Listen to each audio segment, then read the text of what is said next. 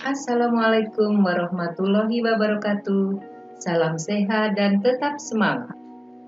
Pada pembelajaran kali ini, kita akan bersama-sama mempelajari kompetensi dasar tentang pemanfaatan peta, penginderaan jauh, dan sistem informasi geografis dengan fokus kepada kegiatan mengamati peta, penginderaan jauh, dan peta digital hasil olahan sistem informasi geografis. Sebelum memulai materi ini lebih lanjut, coba kalian perhatikan gambar yang dihasilkan dari foto udara ini yang diambil dari Google Earth.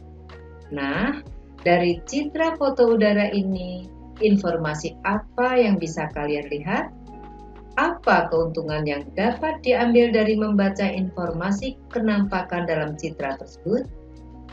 Pada dasarnya, citra hasil foto udara maupun citra satelit sangat membantu tugas manusia untuk mengetahui kondisi suatu wilayah, terutama wilayah yang luas dan sulit dijangkau. Sebagai contoh pada foto udara wilayah Kalimantan Timur berikut ini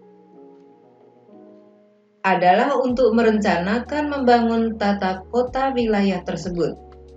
Berdasarkan foto udara ini, dapat dilihat kondisi tata kota dari atas untuk tujuan merencanakan tata ruang yang akan dibangun dengan melalui pembuatan peta tata guna lahan. Tentunya akan kesulitan dalam merancang tata ruang kota apabila terjun langsung di lapangan karena terbatasnya pandangan dari samping, sehingga lebih memudahkan dilihat dari atas dengan menggunakan citra satelit atau foto udara seperti tampak pada gambar tersebut.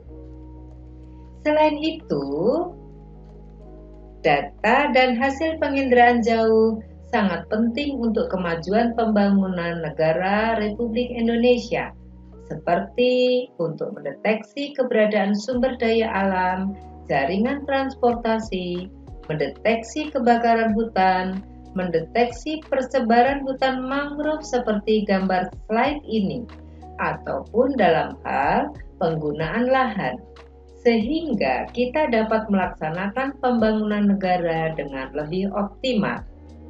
Nah, baik foto udara maupun citra satelit adalah produk-produk dari hasil penginderaan jauh. Selanjutnya, apa yang dimaksud dengan penginderaan jauh? Penginderaan jauh adalah teknologi untuk mengidentifikasi suatu objek di permukaan bumi tanpa melalui kontak langsung dengan objek tersebut.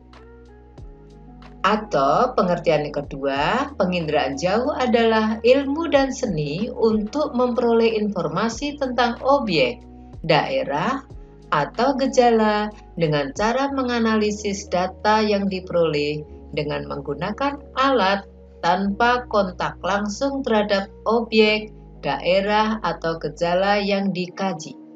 Sehingga dapat disimpulkan bahwa penginderaan jauh adalah suatu kegiatan atau media untuk mengidentifikasi suatu objek atau daerah atau gejala di permukaan bumi tanpa melalui kontak langsung dengan objek tersebut.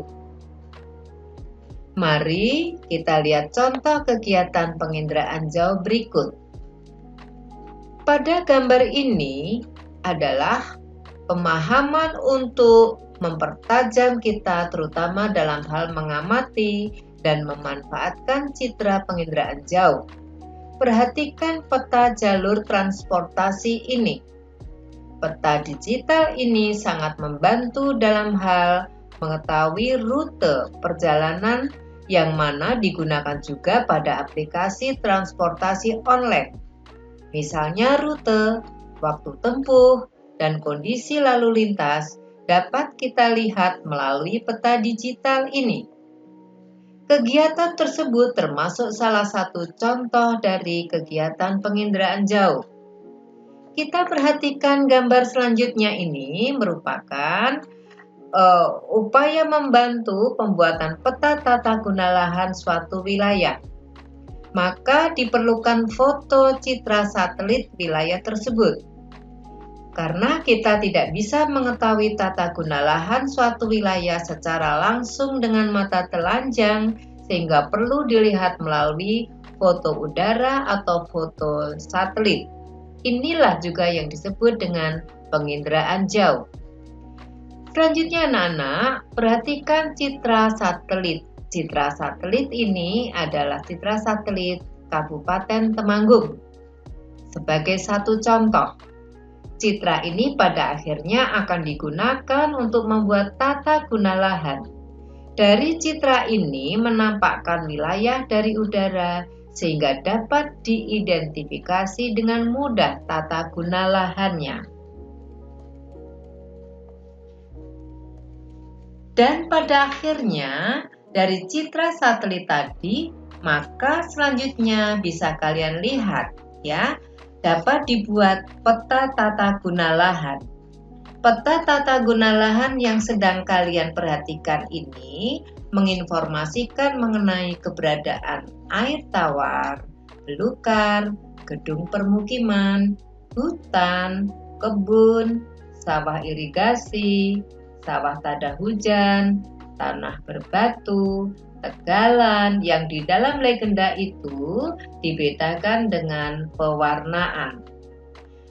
Dari hasil pembuatan peta tata guna lahan ini, artinya bahwa secara geografis peta ini dapat memberikan informasi mengenai bagaimana tata guna lahan pada suatu wilayah untuk kepentingan pembangunan. Nah, anak-anakku, selanjutnya mari kita pahami bersama apa itu SIG. SIG meliputi 3 kata, yakni sistem, informasi, geografis, yang artinya dapat dijelaskan sebagai berikut. Sistem merupakan komponen atau elemen yang dihubungkan bersama untuk memudahkan aliran informasi, materi, atau energi untuk mencapai suatu tujuan. Nah, dalam contoh ini terdapat aliran dari input data.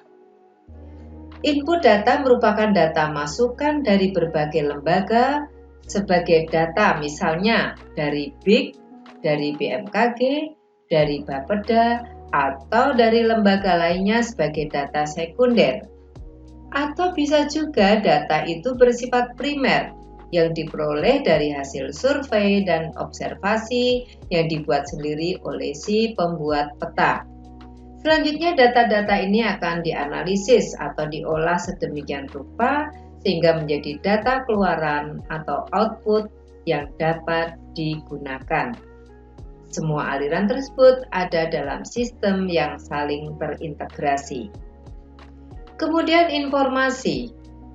Yang dimaksud informasi di sini adalah sekumpulan data yang telah diolah menjadi berguna, dapat menyampaikan informasi terkait siapa, apa, di mana, dan kapan. Informasi hanya dapat dihasilkan dari data yang akurat atau informasi tersebut yang diinputkan harus bersifat GIGO. Garbage in, garbage out. Apabila data yang masuk itu rusak atau tidak akurat, maka output yang dihasilkan juga akan rusak atau daya akurasinya menjadi rendah. Data adalah elemen dasar informasi atau kumpulan fakta terkait. Seperti kalian lihat di sini, bisa berupa grafik, peta, tabel, dan sebagainya. Selanjutnya, yang ketiga, pengertian geografis. Pengertian geografis merupakan kondisi dan letak suatu daerah dilihat dari kenyataannya di bumi atau posisi daerah itu pada bola bumi. Anak-anakku, SIG menurut beberapa ahli memiliki pengertian atau didefinisikan sebagai berikut. Yang pertama dari Arifin et al. 2006, bahwa SIG merupakan suatu alat atau sistem berbasis komputer yang mempunyai kemampuan untuk menangani data yang bereferensi geografi, yang mana mencakup input, manajemen data atau penyimpanan data dan pemanggilan, kemudian manipulasi dan analisis, serta pengembangan produk dan percetakan yang didukung oleh pemakai dan organisasinya serta data yang digunakan. Pengertian yang lain tentang SIG dari NCGEA bahwa sistem manajemen basis data terkomputerisasi untuk menangkap, menyimpan, mengambil, menganalisis, dan menampilkan data spasial. Nah, kita memahami bahwa SIG merupakan sistem yang dijalankan oleh komputer atau computer base. Namun, perlu diketahui bahwa SIG bukan hanya tentang software, hardware, atau peta, karena SIG juga meliputi data, baik spasial maupun non-spasial, pengguna atau orang yang berpengalaman, dan juga institusi pendukung seperti pada gambar berikut ini. Anak-anak, berikutnya mari kita pahami bersama penerapan SIG dalam identifikasi land use atau tata guna lahan suatu kawasan. Kita lihat dulu citra foto suatu kawasan yang akan diidentifikasi tata guna lahannya dengan menerapkan SIG. Tanda lingkaran merah ini adalah rektifikasi citra di Google Earth. Rektifikasi adalah proses pemberian koordinat pada citra sebelum citra diolah kembali agar ukuran atau piksel peta sama dengan di dunia nyata. Nah, setelah dilakukan rektifikasi tadi, selanjutnya memindahkan gambar citra ke dalam aplikasi pembuat peta untuk didigitasi sesuai dengan tata guna lahan kawasan yang diambil. Contoh tata guna lahan yang diidentifikasi adalah ruang terbuka hijau, kawasan perdagangan dan jasa, kawasan tegalan dan permukiman, dan lain-lain. Hasil dari proses pemetaan tata guna lahan dapat kita lihat pada peta berikut ini. Contoh yang lain dalam hasil olahan sistem informasi geografi adalah penerapan SIG dalam analisis kerawanan bencana non-alam atau kerawanan daerah terhadap penyakit. Contoh realnya adalah analisis wilayah rawan bencana penyakit demam berdarah.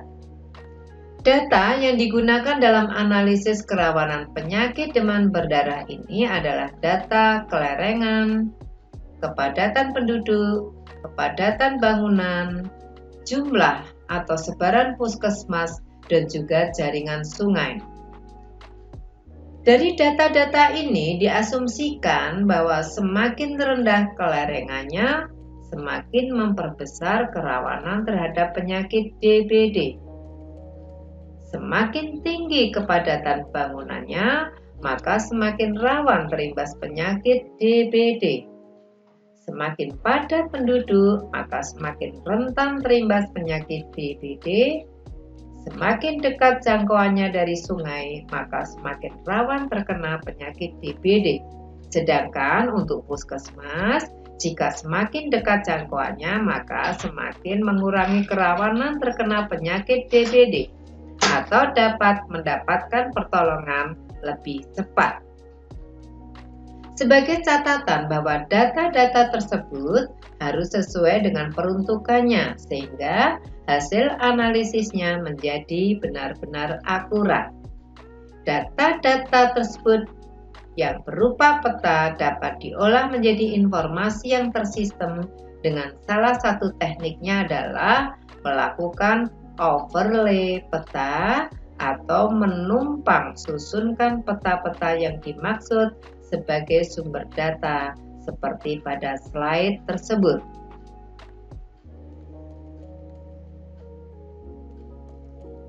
Nah, anak-anakku, bahwa ternyata selain teknik overlay ada banyak tools atau alat untuk mengolah data di dalam aplikasi pembuatan peta Berikut adalah contoh tools pada aplikasi pembuatan peta untuk mengolah data dan informasi yang telah dikumpulkan untuk menjadi sebuah peta. Oke anak-anakku, dari penjelasan awal hingga yang terakhir ini, mudah-mudahan kalian semakin bisa mengamati peta sebagai satu bentuk informasi geografis yang sangat kita perlukan. Demikian materi pembelajaran kali ini. Terima kasih dan selamat belajar. Wassalamualaikum warahmatullahi wabarakatuh.